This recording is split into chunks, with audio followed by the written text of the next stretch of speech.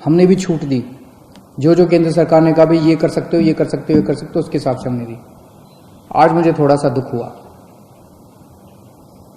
कुछ दुकानों के सामने मैंने देखा कि इतनी भीड़ लग गई, लोग सोशल डिस्टेंसिंग फॉलो नहीं कर रहे थे। कुछ दुकानों के सामने, अपने लोग बहुत अच्छे हैं, दिल्ली के लोग बहुत अच्छे हैं, लेकिन कुछ जगहों पे लोगों ने सोशल डिस्टेंसिंग नहीं मानी, भगदड़ मच गई।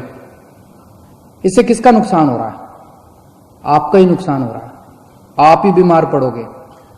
आप सोच के देखो कि अगर आप उस भगदड़ में थे और उसमें 2-4 लोगों को मान लो कोरोना था, आपको भी हो जाएगा, क्या फायदा होगा?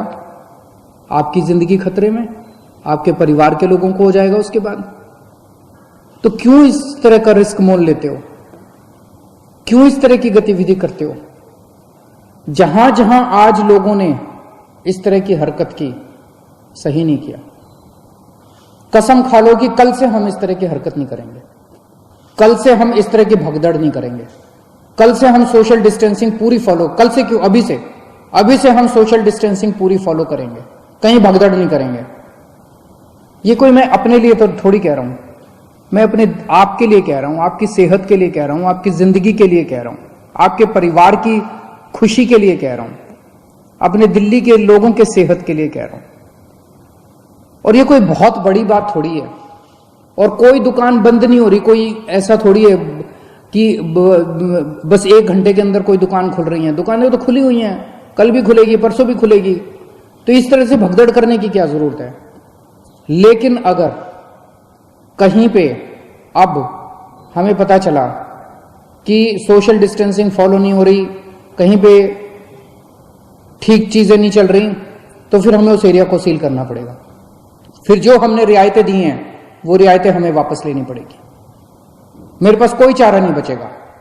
मुझे बाकी दिल्ली के, सभी दिल्ली के लोगों की, आपकी सेहत के लिए, दिल्ली के लोगों की सेहत के लिए कड़े कदम उठाने पड़े, हम कड़े कदम उठाएंगे। इसीलिए मेरी आप सबसे गुजारिश है कि जो ये रियायतें दी गई है, इन रियायतों के, ये रियायतें इसलिए दी गई है ताकि अब धीरे धीरे हम अपनी दिल्ली को खोलते जाएं, अब गतिविधियां शुरू करते जाएं, अर्थव्यवस्था शुरू होती जाए।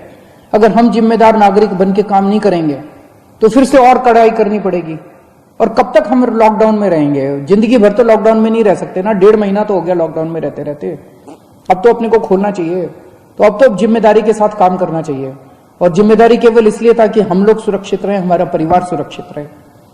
तो मेरी आपसे हाथ जोड़ के विनती है, हम नहीं चाहते कि और कड़े कदम उठाए जाएं, लेकिन अगर किसी एरिया के अंदर किसी दुकान पे अगर होता है, और दूसरी चीज, दुकान वालों को जिम्मेदारी लेनी पड़ेगी। अगर आपकी दुकान है और आपकी दुकान के सामने ये नहीं हो रहा, आपकी दुकान बंद कर देंगे, आपकी दुकान सील कर देंगे।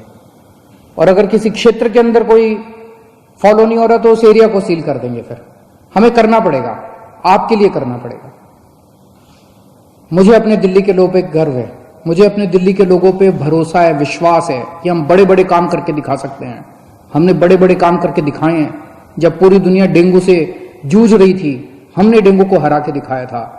अब हम कोरोना को भी हरा के दिखाएंगे। दिल्ली के लोग पूरी दुनिया को कोरोना को हरा के दिखाएंगे।